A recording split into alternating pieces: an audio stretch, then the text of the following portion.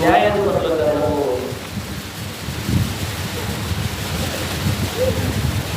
న్యాయాధిపతుల గ్రంథము 2వ అధ్యాయము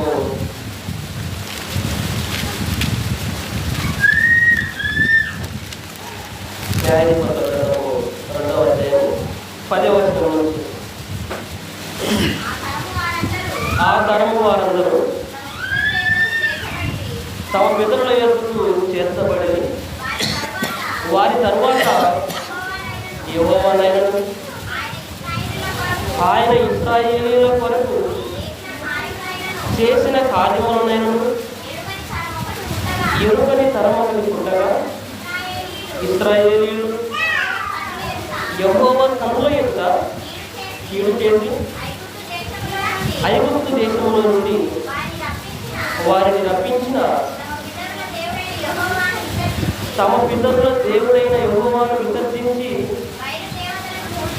బయలు దేవతలను పూజించి తమ చుట్టూ జనుల దేవతలలో ఇతర దేవతలను అనుసరించి వాటికి నమస్కరించి యెహోవాకు కోపం పుట్టించి వారు యెహోవాను విసర్జించి బయలును అస్తారోతును పూజించిరి. కాబట్టి యెహోవా కోపాన్ని ఇశ్రాయేలు మీద మండెను. ఆయన దోచుకుని వారి చేతికి వారిని అప్పగించును. వారు ఇశ్రాయేలులను దోచుకుని ఆయన వారి చుట్టూ ఉన్న వారి శత్రువుల చేతికి వారిని అప్పగించిన కనుక వారు తమ శత్రువుల ఎదుట నిలవలేకపోయింది. కింద యెహోవా వారితో చెప్పినట్లు యెహోవా వారితో ప్రమాణం చేసినట్లు వారు పోయిన ప్రతి స్థలమున వారికి బాధ కలుగజేయుటకు యెహోవా వారి శత్రువు ఆయన కనుక వారికి మిక్కిలి ఇబ్బంది కలిగిన చదవబడిన లేఖలో మన పరిశీలించగలిగితే న్యాయాధిపతుల గ్రంథం ఇశ్రాయేలు ప్రజలు ఒకనాడు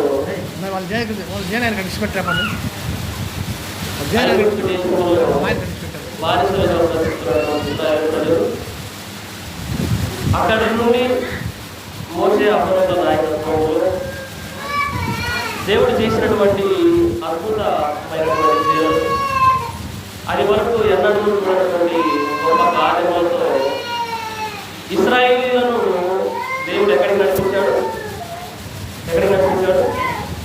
ఐగుప్తు దేశం నుంచి వాగ్దానం చేసినటువంటి కనాను దేశానికి నడిపించాడు.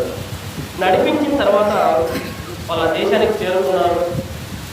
చేరుకున్న తర్వాత అప్పటికే మోసే గారు మరణించారు. మోసే గారి మరణం తర్వాత యెహోషువ గారి నాయకత్వంలో ఆ యొక్క కనాను దేశాన్ని స్వాస్థ్యములుగా ఇశ్రాయేలు 12 గోత్రాలు ఉన్న వారికి ఏ గోత్రము వారికి ఏ ప్రాంతం ప్రాంతాన్ని ఆస్తిగా లేదా స్వాస్థ్యముగా ఇవ్వాలని ఆ యొక్క కనాను దేశాన్ని పంచిపెట్టడం ఇవన్నీ జరుగుతాయి. జరిగిన తర్వాత యెహోషువ గారు కూడా ఏమైపోతారు? చనిపోతారు. యెహోషువ గారు కూడా చనిపోయిన తర్వాత న్యాయపత్రుల గ్రంథము ప్రారంభం కావడంతోనే యెహోషువ గారి మరణంతో ప్రారంభమవుతుంది. అంటే దేవుని సేవకులైనటువంటి ఒకనాడు ఇశ్రాయేలు ప్రజలను ఐగుప్తు దేశంలో నుంచి దేవుని యొక్క బలము వలన కనాను దేశానికి నడిపించడంలో ఒక ముఖ్యమైన నాయకులుగా ఉన్నటువంటి మోషే, అహరోనులు, వారితో పాటుగా యెహోషువ గారు కూడా మరణించిన తర్వాత ఇశ్రాయేలీల పరిస్థితి ఏ విధంగా తయారైపోయిందంటే, కనాను దేశానికి చేరిన తర్వాత 10వ వచనం, న్యాయపత్రుల గ్రంథం 2వ అధ్యాయం 10వ వచనం, ఆ తరము వారందరూ తమ పితరుల యొద్దకు చేర్చబడి. ఎవరైతే దేవుని యొక్క భయభక్తులు కలిగి నాయకులుగా ఇశ్రాయేలు ప్రజల పైన ఉంటూ వారిని దేవుని మార్గముల గురించి తెలియజేస్తూ వారిని హెచ్చరిస్తూ ఉన్నటువంటి దేవుని సేవకులు, ఆ తరములో ఉన్నటువంటి వారందరూ ఏమైపోయారు? పితరుల యొద్దకు చేర్చబడి. అంటే ఎక్కడికి వెళ్ళిపోయారు? మరణించారు. మరణించి పితరుల యొద్దకు, అంటే అబ్రహాము, ఇస్సాకు, యాకోబు పితరులు అయినప్పుడు వారు ఎక్కడికి వెళ్ళిపోయారో వీరందరూ ఆ ఇశ్రాయేలులోనికి వెళ్ళిపోయారు. వెళ్ళిపోయిన తర్వాత, అంటే మరణించిన తర్వాత ఇశ్రాయేలు ప్రజల యొక్క పరిస్థితి ఏ విధంగా ఉంది అంటే, కాబట్టి వారి తర్వాత యెహోవానైనను ఆయన ఇశ్రాయేలీయుల కొరకు చేసిన కార్యములనైనను ఎరుగని తరం ఒకటి పుట్టగా. ఏమైపోయింది? దేవుని యందు భయభక్తులు నేర్పించేటువంటి ఆ యొక్క సేవకులైతేనేమి, నాయకులైతేనేమి వీరందరూ మరణించి వెళ్ళిపోయిన తర్వాత ఇశ్రాయేలు ప్రజలు ఏ విధంగా అయిపోయారు? వారి తర్వాత యెహోవానైనను ఆయన ఇశ్రాయేలుల కొరకు చేసిన కార్యములనైనను ఎరుగని తరం ఒకటి పుట్టగా. ఎటువంటి తరం పుట్టిందంటే, తరం అనగానే ఒకే వయసు ఉండేటువంటి ఒక సంతానం. ఒక తరం అంటే చిన్నప్పటి నుంచి పెరిగి పెళ్లి చేసుకుని వారి పిల్లలు పుట్టేటువంటి దాన్ని ఒక తరం పడతాం. అంటే ఒక తరము అనగానే దాదాపుగా చాలా మంది ఇశ్రాయేలు మొత్తం కూడా, ఇశ్రాయేలు మొత్తం పిల్లలు కూడా ఒకసారి పుట్టిన వారందరికీ ఎవరి గురించి తెలియదంట? ఎవరి గురించి? యెహోవానైనను ఆయన చేసిన కార్యములైనను ఎరుగని తరం ఒకటి పుట్టింది. అంటే పూర్తిగా ఇశ్రాయేలు ప్రజలను పుట్టిన పిల్లలందరికీ ఎవరు తెలియకుండా పోయింది? దేవుడెవరో తెలియదు. అంతకు మించి అసలు వీరు కనాను దేశానికి ఎలా వచ్చారో కూడా తెలియదు. ఎందుకు ఇటువంటి పరిస్థితి అయింది? దాదాపుగా ఇశ్రాయేలులో ఉన్నటువంటి పిల్లలందరూ కూడా ఒకేసారి ఎటువంటి వారు ఉంటారంట? యెహోవానైనను ఆయన ఇశ్రాయేలుల కొరకు చేసిన కార్యములనైనను ఎరుగని తరం ఒకటి పుట్టగా. అంటే పూర్తిగా పిల్లలంతా కూడా ఇశ్రాయేలులో ఉన్న వారందరికీ కూడా ఎవరు తెలియకుండా పోయింది? దేవుడు ఎవరో తెలియదు. దేవుడు వారి కొరకు ఎటువంటి కార్యక్రమాలు చేశాడో తెలియదు. దీనికి కారణం ఎవరంటారు? దీనికి కారణం ఎవరు? దేవుడు ఏమి చెప్పాడు? ఇశ్రాయేలుకి ఇవ్వబడినటువంటి నిర్గమకాండంలో మనం 10వ అధ్యాయం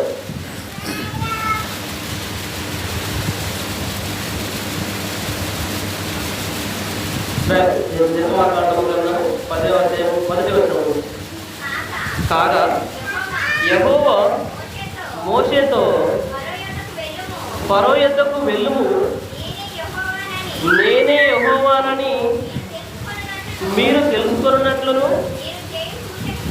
నేను చేయు సూచక్రియలను ఐగుప్తీయుల ఎదుట కనపరచుటకును నేను వారి ఎడల జరిగించిన వాటిని వారి ఎదుట కలగజేసిన సూచక క్రియలను నీవు నీ కుమారునికి నీ కుమారునికి ప్రచురము చేయనట్లును నేను అతని హృదయమును అతని సేవకుల హృదయములను కఠినపరిచిన నేను. ఎందుకు ఇశ్రాయేలు ప్రజలు యొక్క ఐగుప్తు దేశంలో నుంచి బయటకు వచ్చేటప్పుడు దేవుడు ఏం చెప్తున్నాడంటే, ఎందుకు మా యొక్క ఫరో యొక్క హృదయాన్ని మిమ్మల్ని బయటికి వెళ్ళనివ్వకుండా, లేదా ఆ బానిసత్వం నుండి మిమ్మల్ని విడిపింపకుండా ఎందుకు ఆపేనా తెలుసా? ఎందుకు ఫరో యొక్క హృదయాన్ని కఠినపరిచాను మీరు వెళ్ళకుండా అంటే, దేవుడు ఏం చెప్తున్నాడు, నేనే యెహోవానని మీరు తెలుసుకున్నట్లును నేను చేయు సూచక్రియలను ఐగుప్తుల ఎదుట కనపరచుటకు నేను వారి ఎడల జరిగించిన వాటిని వారికి ఎదుట కలగజేసిన సూచక్రియలను నీవు నీ కుమారునికి ప్రచురము చేయనట్లును. అంటే దేవుడు చేసినటువంటి కార్యాలు ఎవరు చూడాలి? నిర్గమకాండం గ్రంథంలో ఈ యొక్క ఐగుప్తు నుంచి కనానికి వెళ్ళేటప్పుడు దేవుడు ఎటువంటి అద్భుతాలు చేశాడు? నీటిని రక్తముగా మార్చాడు. తర్వాత వారి దేశంలో ఐగుప్తుల మీదకి కప్పలను రప్పించాడు, వడగళ్లను రప్పించాడు. ఇంకెటువంటి అద్భుతాలు జరిగాయి? వారి పైకి పేలు రావడం ఒకటి దూరం నుంచి. ఇంకేమొచ్చాయి? ఆఖరికి వారి ప్రథమ సంతానము కూడా చనిపోయింది. ఐగుప్తుల యొక్క ప్రథమ సంతానం కూడా చనిపోయింది. అంటే ఈ అద్భుత కార్యక్రమాలన్నీ వీటితో పాటు అరణ్యంలో ఉన్నప్పుడు ఇశ్రాయేలు పరిస్థితి ఏ విధంగా ఉంది? వారు వేసుకున్నటువంటి చెప్పులు పాతగిలిపోలేదు. వారికి ఆహారము ఏది కావాలంటే అది దేవుడు పెడుతూ వచ్చాడు. నీరు ఒక విపరీతమైనటువంటి అరణ్యంలో కూడా, ఎండినటువంటి అరణ్యంలో అసలు అవకాశం లేని చోట కూడా దేవుడు ఏం చేశాడు? వారికి నీటిని రప్పించాడు. అంటే ఈ కార్యక్రమాలన్నీ దేవుడు ఎందుకు రప్పించాడో తెలుసా? ఇశ్రాయేలీయులు కల్లారా చూడాలి. ఏం చేయాలి? ఇశ్రాయేలీయులు కల్లారా చూడాలి. ఎవరి క్రియలను చూడాలి? దేవుని క్రియలను చూడాలి. ఒకవేళ చూసినటువంటి మీరు ఏం చేయాలని చెప్పాడు దేవుడు? మీరు చూసారా? చూసినటువంటి మీరు ఏం చేయాలి? దేవుడు మన కొరకు ఎటువంటి అద్భుతాలు చేశాడో, దేవుడు మనకి ఎంత గొప్ప కార్యాలను మన జీవితాల్లో చేశాడో ఆ క్రియలను ఎవరికి తెలియజేయాలి? రాబోయేటువంటి తరాలకు, పిల్లలకు తెలియజేయాలి. అంటే దేవుడు వీరికి ఇచ్చినటువంటి ఆజ్ఞలలో ఏ ఆజ్ఞ ఉంది అంటే, మీరు చూసినటువంటి కార్యక్రమాలు, దేవుడు మీ కొరకు ఎటువంటి అద్భుతాలు చేశాడు, ఈ అద్భుతాల గురించి వివరించవలసినటువంటి బాధ్యత ఎవరిపైన పెట్టాడు దేవుడు? ఎవరిపైన? తల్లిదండ్రుల పైన పెట్టాడు. అంటే వీరు కళ్ళారా చూసి కూడా ఇశ్రాయేలు తల్లిదండ్రులు ఏం చేయలేదు?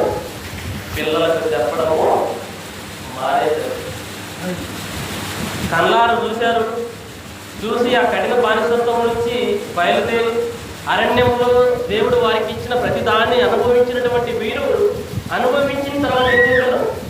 దేవుడిని మర్చిపోయి దేవుడు చేసిన క్రియలను ఏం చేశారు? పిల్లలకు చెప్పకుండా మానేశారు. న్యాయాధిపతులు 2వ అధ్యాయం 10వ వచనం. ఆ తరము వారందరూ తమ పితరుల యొద్దకు చేర్చబడిరి. వారి తరువాత యెహోవానైనను ఆయన ఇశ్రాయేలీల కొరకు చేసిన కార్యములనైనను ఎరుగని తరం ఒకటి పుట్టగా ఏమైపోయింది? ఎందుకు ఒక ఎరుగని తరం ఒకటి పుట్టింది పిల్లలకి అందరికీ అంటే? ఎందుకు పుట్టింది? తల్లిదండ్రులు చెప్పడం మానేశారు కాబట్టి దేవుడి గురించి మీకు తెలియలేదు. పుట్టినటువంటి పిల్లలకి తల్లిదండ్రులు గతంలో దేవుడు ఎటువంటి అద్భుతాలు చేశాడో చెప్పకపోబట్టే ఏమైపోయింది? ఒక తరమే దేవుడు అంటే ఎవరో తెలియదు. దేవుడు అసలు మనం ఎక్కడి నుంచి వచ్చామో పిల్లలకు తెలియలేదు. అంటే వాగ్దాన భూమిలోనికి చేరిన తర్వాత, కనాను దేశంలోనికి చేరిన తర్వాత దేవుణ్ణి జ్ఞాపకం ఉంచుకోవలసినటువంటి ఇశ్రాయేలీయులు వీరి పిల్లలకు చెప్పకపోవడాన్ని బట్టి ఎటువంటి ప్రమాదం వచ్చింది? యెహోవా కార్యముల గురించి తెలియని ఒక తరమే పుట్టేసింది అంటే దీనికి కారణం ఎవరంటే తల్లిదండ్రులే. నాడు మనం కూడా మన పిల్లలకు ఈ చదువు గురించి కానివ్వండి, మంచి చెడులు కానివ్వండి, ఇవి కానీ చెప్పకపోయామనుకోండి వాళ్ళకి తెలుస్తా ఎవరు నేర్పించేది చిన్నప్పటి నుంచి. అసలు ఫస్ట్ స్కూల్ ఏదో తెలుసా? తల్లి ఒడే పిల్లలకు మొట్టమొదటి పాఠశాల. కుటుంబమే మొట్టమొదటి పాఠశాల. ఎక్కడ మొట్టమొదటి పాఠశాల అనేది పిల్లలకి ఎక్కడ ప్రారంభమవుతుందంటే ఇంట్లోనే. ఆ ఇంట్లో కూడా టీచర్ ఎవరు? ప్రధానంగా తల్లి, తర్వాత తండ్రి. అంటే వారి వారి విధులను తెలియజేయడంలో, వారి బాధ్యతను నిర్వర్తించడంలో ఎప్పుడైతే ఫెయిల్యూర్ అయిపోయారో తల్లిదండ్రులు, జరిగిన దానికి ప్రతిఫలం ఏంటి అంటే దేవుడిని ఎరుగని పిల్లలు పుట్టడము. అంటే మన పిల్లలు కూడా దేవుని తెలుసుకోలేకపోతున్నారు అంటే, దేవుని యొక్క కార్యక్రమాలు తెలుసుకోలేకపోతున్నారు అంటే, మన పిల్లలకు దేవుని యొక్క వాక్యం తెలియట్లేదు అంటే దానికి కూడా కారణం ఎవరు? దానికి కారణం ఎవరు? పాత్రల ఊర్లో ఉన్న వాళ్ళ ఎవరు కారకులు? ఎవరు కారకులు? తల్లిదండ్రులే. పుట్టంగానే పాస్టర్ గారు వచ్చి నేర్పారు కదా, పుట్టంగానే స్వార్థికుడు వచ్చి మీకు పిల్లలకు వాక్యం చెప్పరు కదా. అంటే ప్రారంభం ఎవరు నేర్పించాలి? తల్లిదండ్రులే నేర్పించాలి. నిజంగా ఇశ్రాయేలు కొరకు దేవుడు అన్ని అద్భుత క్రియలు చేశాడు. వాటన్నిటి గురించి చెబితే వీరికి ఆ పరిస్థితి వచ్చేదా? ఏమైపోయారు వీళ్ళు? మోషే గారి వరకు బాగానే ఉన్నారు. మోషే గారు అరణ్యంలో నడిపిస్తున్నారు. ఆయన కొద్దిగా ఇబ్బంది పెట్టారు, చాలా చాలా ఇబ్బంది పెట్టినా భరించాడు పాపము. భరించి భరించి భరించి ఆయన ఏమైపోయాడు? చనిపోయాడు.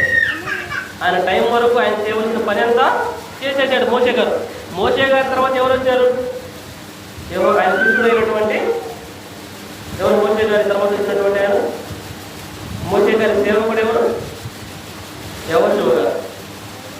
యెహోషువ గారి టైంలో కూడా ఆ కనాను దేశాన్ని ఎవరికి ఏ గోత్రం వారికి ఏమి రావాలి అవన్నీ తెలియజేస్తూ ఆయన కూడా చనిపోయాడు. వీరందరూ చనిపోయిన తర్వాత పరిస్థితి ఏమైపోయింది?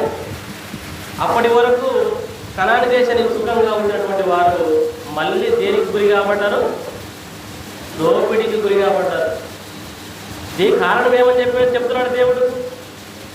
అప్పటి వరకు బాగానే ఉన్నారు, అప్పటి వరకు సుఖంగానే ఉన్నారు. కనాను దేశంలోకి వచ్చి హ్యాపీగా అక్కడ ఉండేటువంటి పంటలను, అక్కడ ఉండేటువంటి విస్తారమైనటువంటి దాన్ని, ఒక ద్రాక్ష గలను ఎంతమంది మోసారు?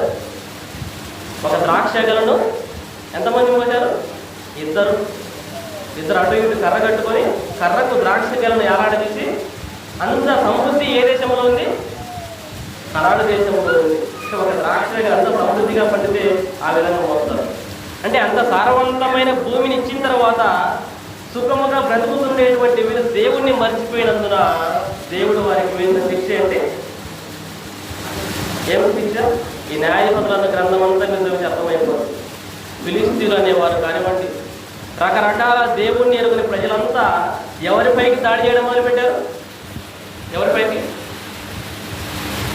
ఐగుప్తులో పారిశోధం చేశారు. కనాను దేశంలో సుఖంగా ఉండేది కనాను దేశంలోకి పంపిస్తే ఇక్కడ ఏం చేశారు వీళ్ళు? దేవునికి విధేయులుగా ఉండక, దేవుని గురించి తెలుసుకోక, దేవుని గురించి తమ పిల్లలకు తెలియజేయకుండా ఉండడం వల్ల దేవుడు మళ్ళీ ఎవరికి అప్పచెప్పాడు? బాధ పెట్టే వారి చేతికి. ఒక పక్క మిద్యానీయులు, ఒక పక్క ఫిలిస్తీన్లు, వీరంతా ఇశ్రాయేలు మీద పడి వీరిని దోచుకోవడము, వీరి పంటలో తగలబెట్టడం. ఆ సమయాల్లోనే పుట్టినటువంటి వారి సంసోను గారు కావచ్చు, వీరంతా కూడా న్యాయాధిపతుల గ్రంథంలో ఉండే న్యాయాధిపతులు అంతా. చూడండి ఒకసారి 11వ వచనం. ఇశ్రాయేలీయులు యెహోవా కన్నుల ఎదుట కీడు చేసి ఐగుప్తు దేశంలో నుండి వారిని రప్పించిన తమ పితరుల దేవుడైన యెహోవాను విసర్జించి బయలుదేవతలను పూజించి తమ చుట్టూ నుండి జనుల దేవతలను, ఇతర దేవతలను అనుసరించి వాటికి నమస్కరించి యెహోవాకు కోపం పుట్టించి దేవుడు తెలుసుకోకపోవడమే కాకుండా ఏం చేస్తున్నారు? వీళ్ళు దేవతలకు పూజ చేస్తున్నారు. అంటే విగ్రహారాధన. దేవుడు ఇశ్రాయేలుకి ఇచ్చినటువంటి యొక్క ఆజ్ఞలలో ప్రధానమైన ఆజ్ఞగా ఏముంది?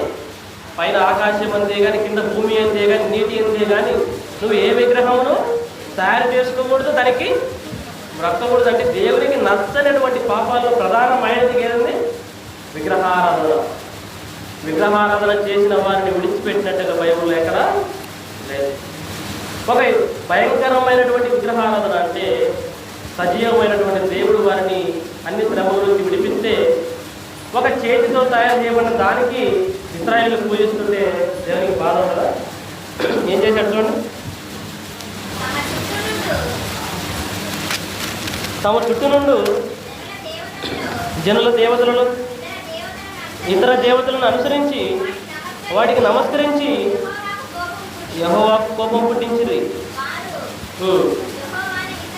14 వచనం.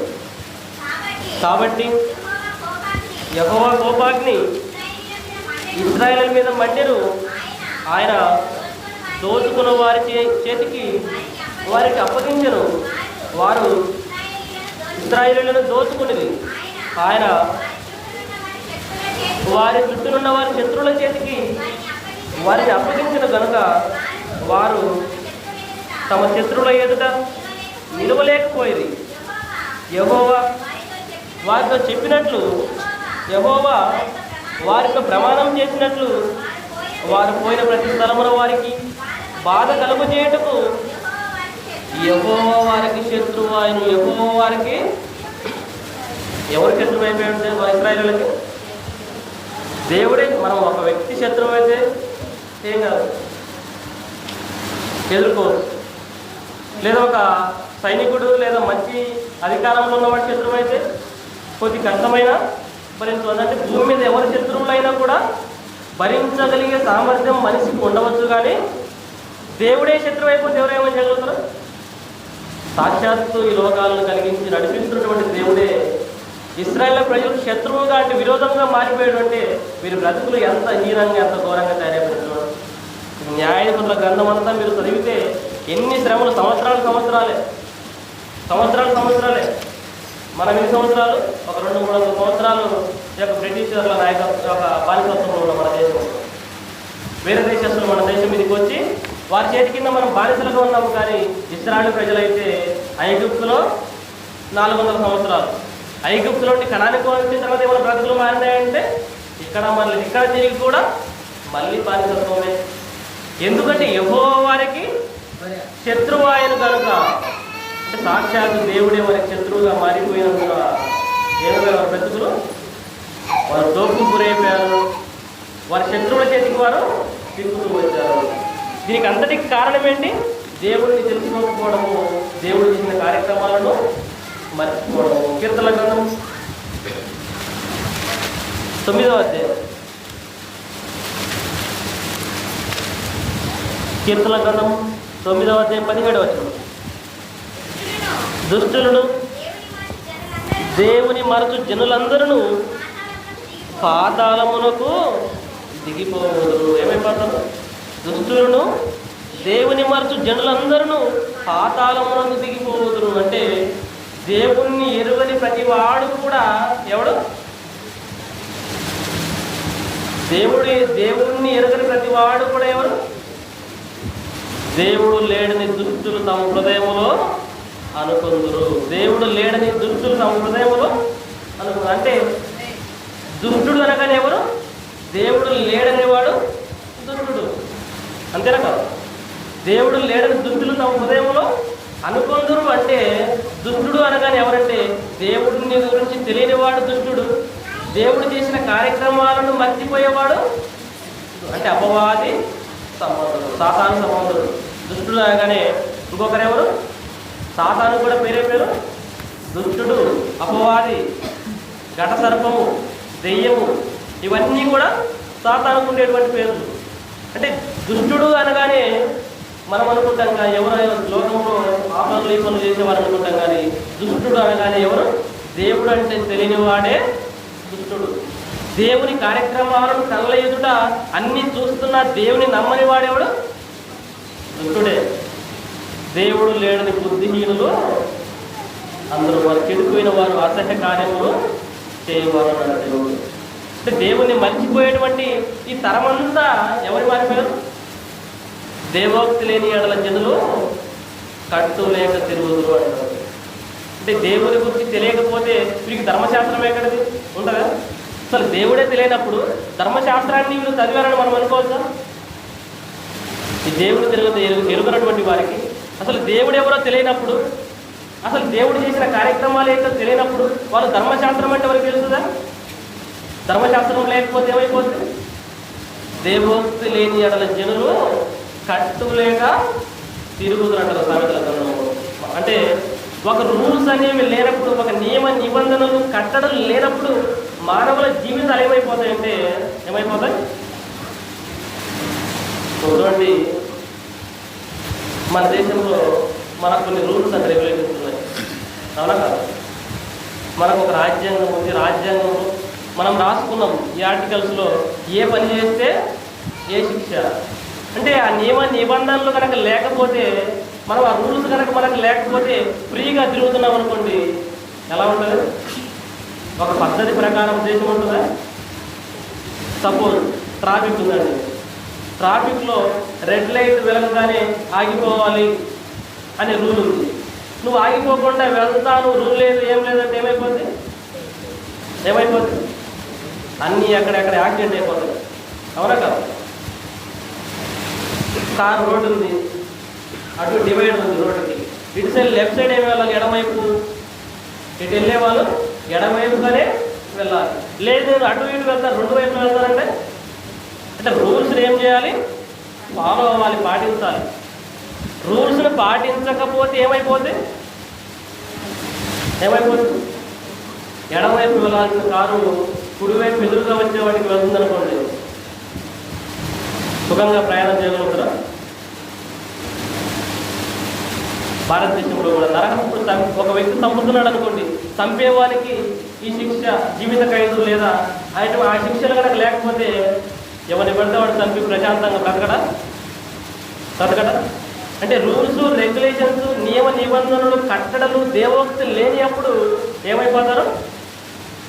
జనులు ఎలా పడితే అలా తయారైపోతారు. ఇశ్రాయేలు ప్రజలు కూడా ఈ దేవోక్తి లేదా ధర్మశాస్త్రముని విడిచిపెట్టిన తర్వాత వీరి బ్రతుకులు ఏమైపోయినాయి? అంటే దేవుడిని తెలుసుకోకుండా మారిపోయారు. దేవుడి యొక్క కార్యక్రమాలు తెలుసుకోకుండా మారిపోయినటువంటి ఇశ్రాయేలు బ్రతుకు ఏమైపోయిందంటే శత్రువుల చేతికి అప్పగింపబడ్డారు. శత్రువుల చేతికి వారే ప్రశాంతంగా ఉంచుతారు అనుకుంటున్నారు శత్రువులు. ఐగుప్తులు ఇశ్రాయేలు బ్రతుకు ఎటువంటిది? మంచి ఎండలో ఐగుప్తు దేశం, ఆ యొక్క ఆఫ్రికా దేశంలో మంచి ఎండలు ఉండేటువంటి ఆ ప్రాంతంలో ఇటుకలను తయారు చేయాలంటే ఎండకు కష్టమా కాదండి? మట్టిని తీసుకొని రావాలి, మట్టిని తీసుకుని వచ్చి నీళ్ళు పోసి వాటిని తొక్కాలి, తొక్కిన తర్వాత ఆ బురదలో నుంచి ఇటుకలు తయారు చేసి ఎండబెట్టాలి. ఈ పనిని ఎవరు చేశారు? మళ్ళీ కాల్చాలి వాటిని ఆ వేడి దగ్గర ఉండి. అంటే ఇంత కఠినంగా ఉంటుంది బానిసత్వం అనేది. అంటే కనాన్ దేశానికి వచ్చిన తర్వాత కూడా ఇశ్రాయేలు ప్రజలు మళ్ళీ కూడా మిద్యానీయుల చేతికి అప్పగింపబడ్డారు, ఫిలిస్తీన్ల చేతికి అప్పగింపబడ్డారు. వారు విపరీతమైనటువంటి శ్రమలను వీరిపైన మోపుతూ వచ్చారంటే దీనికి అంతటికి కారణం ఏంటి? దేవుడు ఎవరో తెలుసుకోకపోవడం, ఆయన కార్యక్రమాలు ఏంటో తెలుసుకోకపోవడం. నిజంగా అండి, మనకు కూడా మన చేతుల్లో బైబిల్ గ్రంథం. ఈ బైబిల్ గ్రంథం మనకేం తెలియజేస్తుంది? దేవుడు ఎవరో, ఈ సృష్టి ఏంటో, సృష్టి ఏ విధంగా వచ్చిందో, సృష్టి కలిగిన తర్వాత ఈ భూమిలో దేవుడు మనల్ని ఏ విధంగా పెట్టాడు, మనల్ని పెట్టిన తర్వాత దేవుడు మనకు ఎన్నెన్ని కార్యక్రమాలు చేసేవాడు, మనం భూమి మీద ఏ విధంగా బ్రతకాలో, భూమి మీద బ్రతికుండగా ఎటువంటి పనులు చేయాలో, మరణించిన తర్వాత మనం ఎక్కడికి వెళ్తాము ఇవన్నీ రాయబడలేదు బైబిల్లో. అంటే మనిషి పుట్టక నుంచి జరిగిన సంగతులు మొదలుకొని మనిషి మరణ అంతము తర్వాత కూడా జరగబోయే సంగతులు, అంటే భూతకాలము, వర్తమాన కాలము, భవిష్యత్ కాలానికి సంబంధించిన ప్రతి విషయాన్ని దేవుడు ఎక్కడ రాయించాడు? బైబిల్ గ్రంథం. అంటే భూత వర్తమాన భవిష్యత్ కాలం మొత్తాన్ని దేవుడు బైబిల్లో పెట్టి మనకి ఇచ్చాడు. ఇచ్చిన తర్వాత మనం ఏం చేయాలి? బైబిల్ ఓపెన్ చేసి చదవాలి. నీకు దేవుడి గురించి తెలియాలి అంటే ఏం చేయాలి? తీసి చదవాలి. ఈ సృష్టి కళ్ళ ఎదుట ఎలా వచ్చిందో నువ్వు తెలుసుకోవాలనుకుంటున్నావా? తీసి చదవాలి. దేవుడు మన ఎలా ఎంత ప్రేమ చూపిస్తున్నాడో తెలుసుకోవాలనుకుంటే బైబిల్ తీసి చదవాలి. మన కొరకు దేవుడు ఎన్ని అద్భుతమైన సృష్టి కార్యక్రమాలు చేశాడో తెలియాలంటే బైబిల్ చదవాలి. యేసుక్రీస్తు వారి చరిత్ర ఏంటో తెలుసుకోవాలంటే మనం బైబిల్ చదవాలి. యేసుక్రీస్తు వారి బోధనలు ఏంటో తెలియాలంటే మనం బైబిల్ చదవాలి.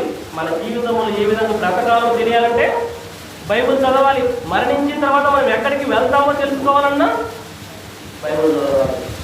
ఇంత గొప్ప సంగతులు ఆనాడు ధర్మశాస్త్ర రూపంలో ఇస్రాయేల్ ప్రజలకు ఇస్తే వారి పిల్లలకు చెప్పకపోవడం వల్ల ప్రమాదం సంభవించింది. ఈనాడు మనము కూడా ఇంత గొప్ప గ్రంథాన్ని దేవుడు మన చేతిలో పెట్టిన తర్వాత మొదటగా మనం దీన్ని చదివి దీనిలో రాయబడిన సంగతులు, దేవుని గురించి, ఆయన సృష్టి గురించి, మన కొరకు ఎటువంటి కార్యక్రమాలు చేశాడో వాటి గురించి మనం కూడా మన పిల్లలకు తెలియజేయకపోతే ఎటువంటి పరిస్థితి ఎదురవుతుంది? దేవుడు శత్రువుగా మారిపోతాం. దేవుణ్ణి ఎరగకపోతే, ఆయన చెప్పిన మాటలను మనం చదవకపోతే, మన పిల్లలకు తెలియజేయకపోతే, రాబో తరాలకు మనం కనుక తెలియజేయకపోతే ఏమైపోతాడు? మన పిల్లలు దుష్టులుగా మారిపోతారు. సమాజానికి ఉపయోగపడరు, సంఘానికి ఉపయోగపడరు, మనకు ఉపయోగపడరు. దేవుడే మనకు శత్రువుగా మారిపోతాడు. తిమోతికి రాసిన 2వ పత్రిక 1వ అధ్యాయం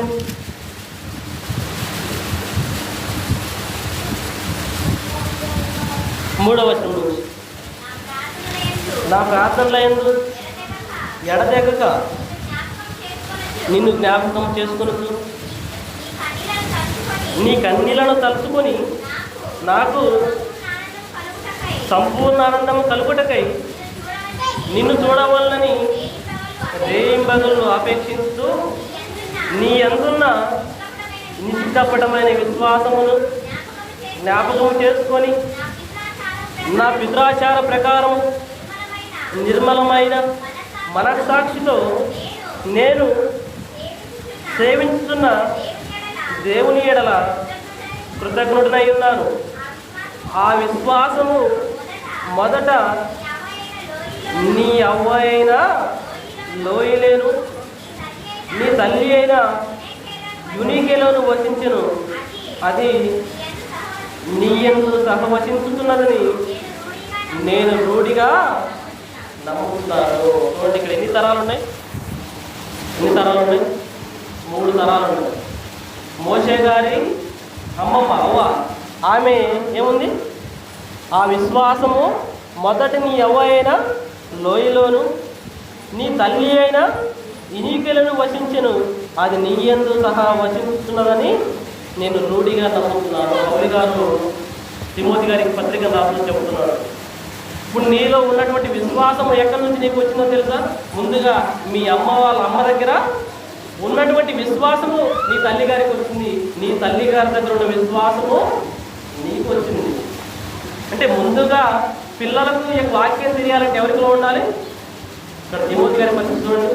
వాళ్ళ అమ్మలో విశ్వాసం ఉంది, వాళ్ళ అమ్మలో కూడా విశ్వాసం ఉందంటే దేవుని గురించి నమ్మకము, దేవుని యొక్క కార్యక్రమం అన్నీ తెలుసు వారికి. అలా తెలియబట్టే తిమోతి గారికి కూడా దేవుని గురించి జ్ఞానం వచ్చి ఈ 2 పత్రికల్లో తిమోతి గారి గురించి పౌలు గారు ఎంత గొప్పగా రాశాడో మనము తెలుసుకోవాలి. యవ్వన కాలంలో ఉన్నటువంటి తిమోతి గారు ఎటువంటి గొప్ప పరిచయం చేశాడు, తన సేవకుడుగా ఎంత గొప్పగా పౌలు గారు చెప్పుకున్నారో మనం యొక్క పుస్తకాల్లో కొత్త నిబంధనలు చూడవచ్చు. అంటే తిమోతి గారు అంత గొప్పగా కావడానికి కారణం ఏంటి? వాళ్ళ అమ్మ నుంచి తల్లికి వచ్చింది బోధ, తల్లి దగ్గర నుంచి ఆయన వచ్చి తిమోతి గారు. అంటే తరము వెంబడి తరము ఆ బోధ పక్కకు పోకుండా కాపాడుకుంటూ వస్తున్నారు. అంటే మనము కూడా ఇప్పుడు మనం మన పిల్లలకు తెలియజేస్తే వారు గుండబోయే తరానికి తెలియజేస్తాం. మనం ఆపేసామనుకోండి, రాబోయే తరాలు కూడా ఆగిపోతాయి. అంటే ఈ యొక్క పరిస్థితి, ఈ యొక్క వాక్యం చెప్పడం అనేది, బాగుపరచడం అనేది ఎవరి చేతుల్లో ఉంది? మన చేతుల్లో ఉంది. అంటే మనము చెప్తే కొనసాగుతుంది, మనం చెప్పకపోతే అయిపోతుంది. అంటే ఈ చైన్ సిస్టమ్ అనేది తెగిపోకుండా ఉండాలంటే మనం ఏం చేయాలి?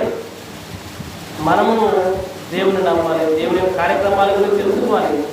నమ్మినటువంటి మనం ఏం చేయాలి? సైలెంట్గా ఉండాలి.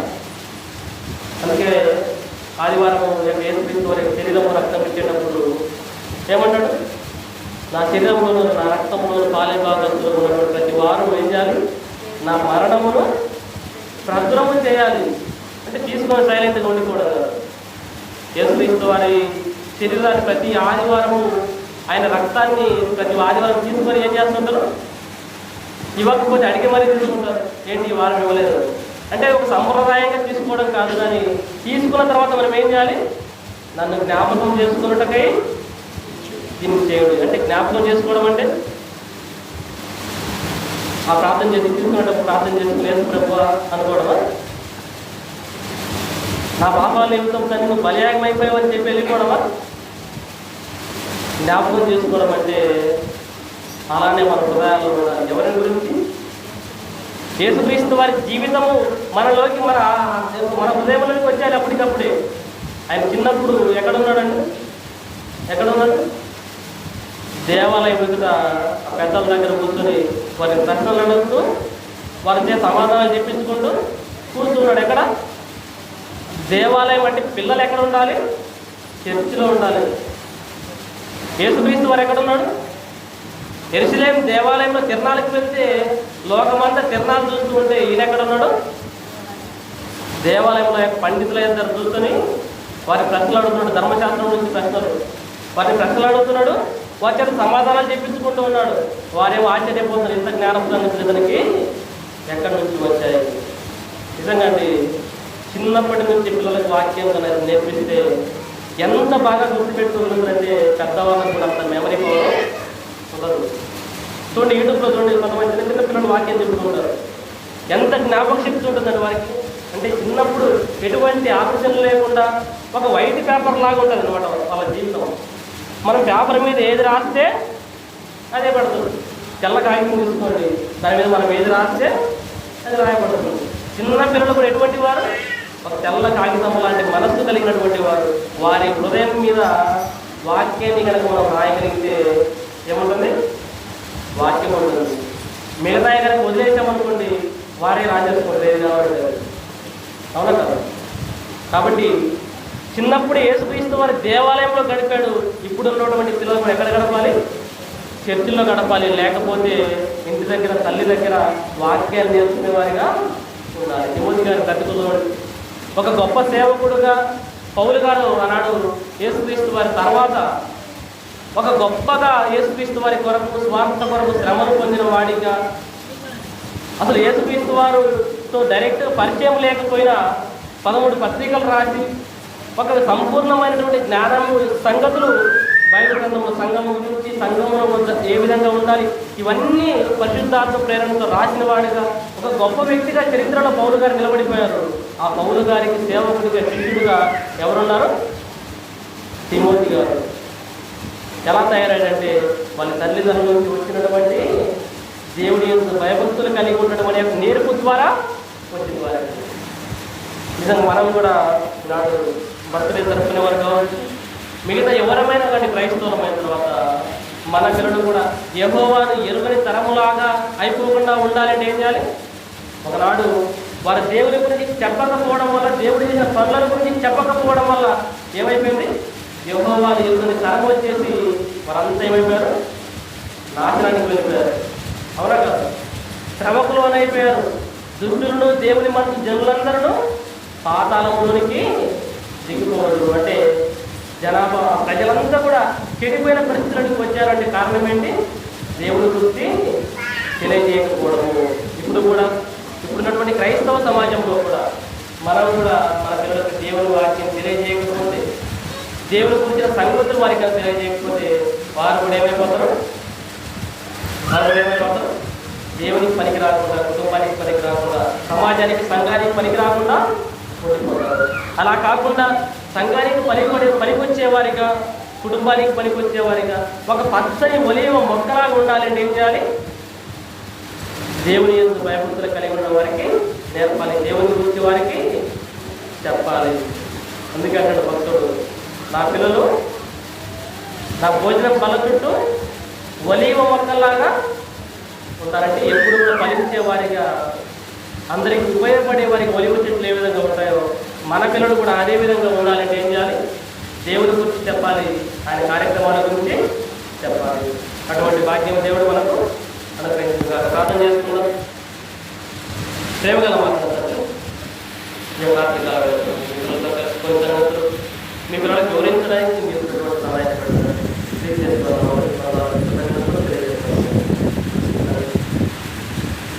మీ అందరూ చెప్పకుండా తన ఒక తరం నాశనం అయిపోయిందంటే మీ గురించి తెలియజేయకపోవడం వల్ల తన శత్రువులకు చేతికి చిక్కేస్తారు.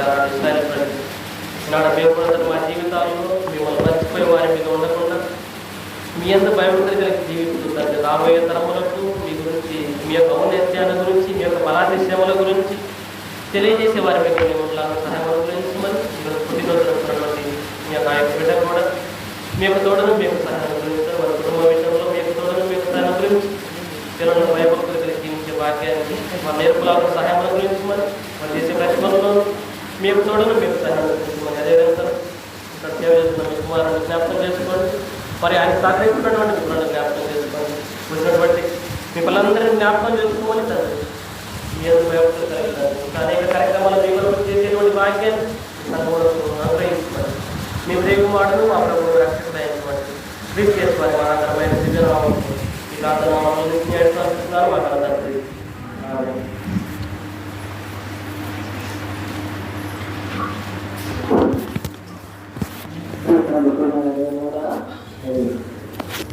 Kalau